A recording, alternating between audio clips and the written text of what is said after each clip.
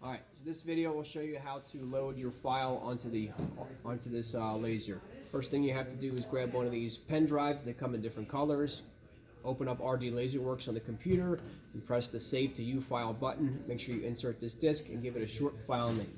Next, you can bring it over here to the back of the machine. There's a black USB cable here. You can plug your USB drive into that. Next thing is to turn the machine on, which is a two-step process. Turn the key clockwise, turn the red button until it pops up, and you'll see the machine light up.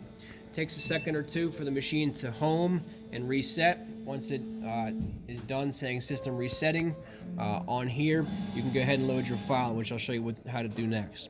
So once it's plugged in, you hit File, U-Disk, hit Enter, Read U-Disk, and then it's reading all the files on there. So what's the name of this file? Bobby 2. Okay, so scroll down till you find the file you want. Right over, writing down, select copy to memory, press enter. Down, enter for copy to memory. So now copy was successful. Press escape twice.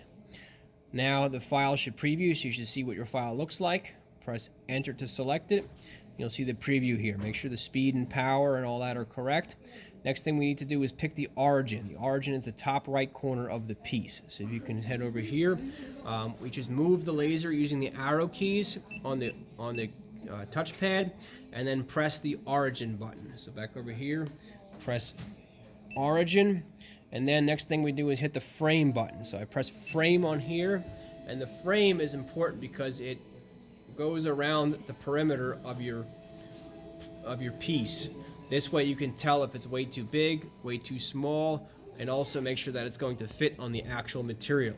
So once all that's done, the next thing we have to do is autofocus it. So this sets the height of the laser with respect to the workpiece thickness.